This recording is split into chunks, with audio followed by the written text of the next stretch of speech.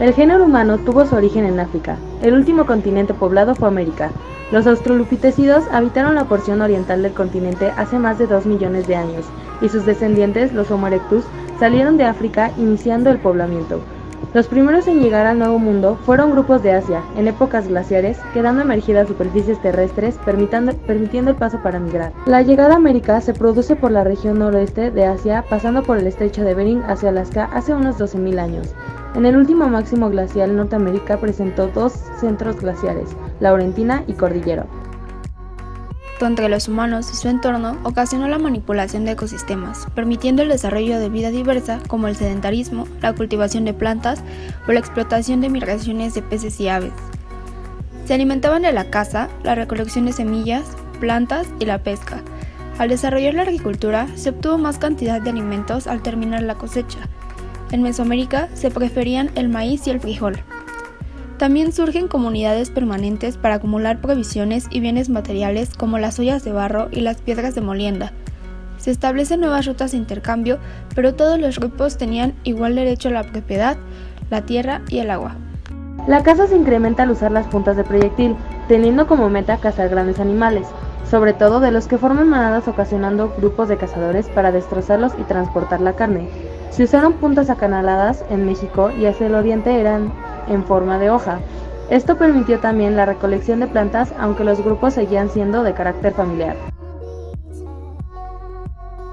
Entre el 7000 y 2500 a.C., al extinguirse los grandes animales, la caza perdió fuerza y la alimentación dependió de la recolección y la caza menor.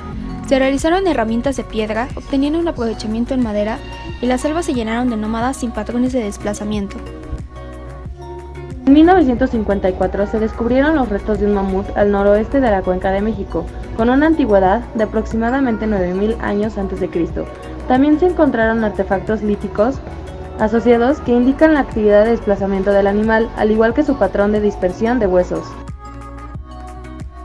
La domesticación de plantas consiste en la adaptación de estas al cultivo y a la integración en la dieta humana. Solo aquellas que son útiles y que tienen buen potencial de aumento de productividad serán domesticadas. Actualmente se reconocen 3 centros de domesticación en América. Uno en el noreste de Estados Unidos, donde se han encontrado restos de calabaza y registros de girasol. El segundo en el centro de Sudamérica, se han encontrado evidencias de papa, quinoa y frijol. Y el tercero está ubicado en México, en donde se hallaron las primeras evidencias de maíz, calabaza y frijol. El arte rupestre es un fenómeno cultural asociado con la aparición del Homo sapiens. Engloba pinturas aplicadas directamente a una pared rocosa o grabados en piedra. Son figuras antropomorfas dibujadas en la misma posición estética y sin detalles corporales, pero las zoomorfas se presentan de manera más dinámica y más naturalista.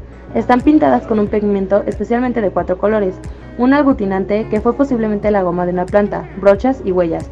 Conforma uno de los vestigios más vulnerables de nuestro patrimonio y al estar expuestas se degeneran. En conclusión, los seres humanos que ingresaron a América continuaron con un proceso evolutivo biológico y social de los que permanecieron en el Viejo Mundo. La separación de sus grupos de origen y la recombinación les fue dando características propias para satisfacer sus propias necesidades de subsistencia y de desarrollo cultural interno. Algunos grupos se concentran formando aldeas y ciudades, otros siendo cazadores-recolectores, pero todos se adaptan y generan estrategias para enfrentar dificultades de sus procesos históricos.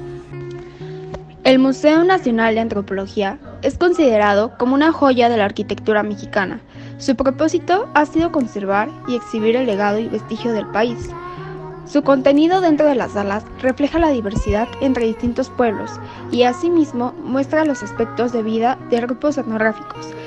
Con sus piezas que datan del pasado prehispánico mexicano hasta el presente, este museo se ha convertido en un básico para recorrer la historia de México.